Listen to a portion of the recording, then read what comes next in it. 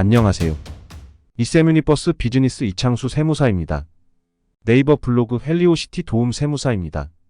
내년 개정될 세법을 미리 살펴볼 수 있는 조세소위원회가 2023년 11월 15일부터 열렸습니다. 통상적으로 조세소위가 열리는 초반에는 여야의 합의가 갈리지 않는 사안들에 대해 빠르게 합의 통과를 하는 경향이 있습니다. 보통 이 정도 사안들은 조세소위 통과 후 뒤집힐 가능성은 거의 없어 내년 시행이 된다고도 볼 수 있습니다. 지금까지 열린 3차의 조세소위에서 주목할 만한 개정 세법 사안 몇 가지 정리해 보았습니다. 신혼부부 혼인 증여는 국회 문턱 넘기 어려울 듯 정부는 혼인일 전후 2년 총 4년 이내에 직계 존속으로부터 증여를 받을 때 1억까지 공제할 수 있는 신혼부부 혼인 증여 공제를 추진하려고 했습니다. 혼인 증여 공제가 추진되면 신랑, 신부 양쪽 합쳐 최대 3억까지 증여세 없이 받을 수 있는데요. 몇몇 의원들의 일부 부유층에만 해당하는 부자감세라면서 반대를 해 무산될 위기라고 합니다. 지난해 통계청 조사 미혼자의 결혼하지 않은 이유로 결혼자금 부족이 가장 많았다고 합니다. 3억까지 비과세 증여를 기대했던 예비부부들에게는 안타까운 소식입니다. 이렇게 됨에 따라 혼인증여 재산 공제와 출산 특례 디딤돌 대출의 결합상품 기획도 어려워졌습니다. 0세에서 6세 이하의 영유아 의료비 세액 공제 한도 없어질 전망. 현재 6세의 영유아 의료비 세액 공제는 연 700만 원의 한도가 있습니다. 세액 공제 한도가 폐지되면 영유아 의료비에 대해서는 한도 없이 공제를 받을 수 있게 됩니다. 현행법상 거주자 본인과 65세 이상 고령자, 장애인, 중증 질환자에 대해서는 공제 한도가 적용되지 않았는데요. 공제 한도가 없는 대상에 6세 이하 자녀도 포함되게 됩니다. 아동 양육 비용 중 의료비도 적지 않을 텐데요. 정부의 출산율 제고를 위한 정책의 하나로 보입니다. 농어촌 특별세 앞으로 10년 더 연장. 농어촌 특별세는 지난 30년간 유지해온 3대 목적세 중 하나입니다. 농업 분야의 경쟁력 강화와 농어촌 지역 개발 사업 등에 필요한 재원 조달을 목적으로 94년에 제정되어 유효기간이 2번 연장되며 내년인 2024년 6월까지로 예정되어 있었는데요. 어려운 농어촌의 재원 마련을 위해 2034년 6월까지 연장될 예정입니다. 농어촌 특별세는 타 세목에 따라 붙는 서택스 형태로 운영되며 특히 주식시장에 따라 매우 민감하게 반응하고 있습니다. 21년 총 세입 8조 9천억 원 중 농어촌 특별세는 약 60%인 5조 3,401억 원이 증권거래세에 부과된 농어촌 특별세에 해당합니다. 이에 따라 정부는 연평균 6조 322억 원의 세수 효과를 기대하고 있습니다. 민원 많던 육아휴직급여 과세 특례 가입 허용.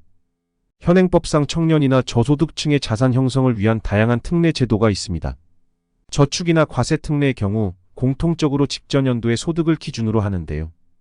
과세 특례의 특성상 총 급여액이나 종합소득 금액을 기준 요건으로 두고 있어 종합소득 과세 표준에 합산되는 소득이 없거나 비과세 소득만 있을 경우에는 가입에 제한을 둡니다. 육아휴직 급여는 비과세 소득이라 위와 같은 청년 저축 지원 금융상품에 가입할 수 없었습니다. 정부는 이러한 제한적 요건을 완화하여 육아휴직 급여를 받는 경우에도 청년 지원 금융상품에 가입이 가능하도록 세법을 개정할 예정입니다. 부가가치세 신고기한 말일로 변경은 불발. 세금의 신고와 납부는 보통 해당 월의 말일로 통일되어 있습니다. 하지만 부가세만 신고기한이 7월 25일로 정해져 있는데요.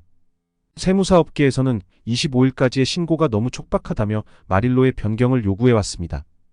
납세자의 입장에서는 법인세, 소득세와 같이 부가세도 말일로 신고 납부기한을 통일한다면 혼란을 줄일 수 있을 것 같은데요. 세무사의 입장에서도 자료가 홈택스로 넘어오는 시점은 17일경이고 신고기한은 25일로 실질적으로 부가세 신고기한은 단 9일입니다.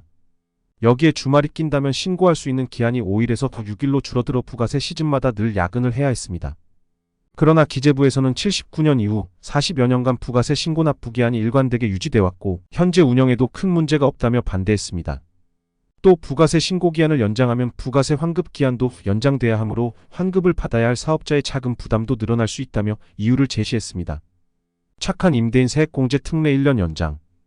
코로나19의 세제 지원 정책 중 하나였던 착한 임대인 세액공제 특례가 1년 연장될 예정입니다. 부동산 임대 사업자가 임차인에게 임대료를 인하해 줄 경우 인하해 준 임대료의 최대 70%를 소득세에서 공제해 주는 특례였는데요. 2020년 3월에 도입되며 당초 3개월의 적용 기한을 두었지만 경제 상황을 반영해 연장되어 왔습니다. 전반적으로 경제 상황이 안 좋아지고 있어 적용 기한을 24년 12.3일까지로 1년 연장할 것으로 여야가 합의를 이루었습니다. 지금까지 내년의 세법 개정을 미리 볼 수 있는 조세소위원회의 주요 내용을 요약해 봤습니다. 자세한 내용은 네이버 블로그 도움세무사의 경영도움 클리닉을 참조하시면 되겠습니다.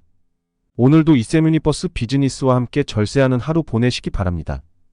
구독과 좋아요, 알람 설정은 제작에 많은 도움이 됩니다. 시청해주셔서 감사합니다.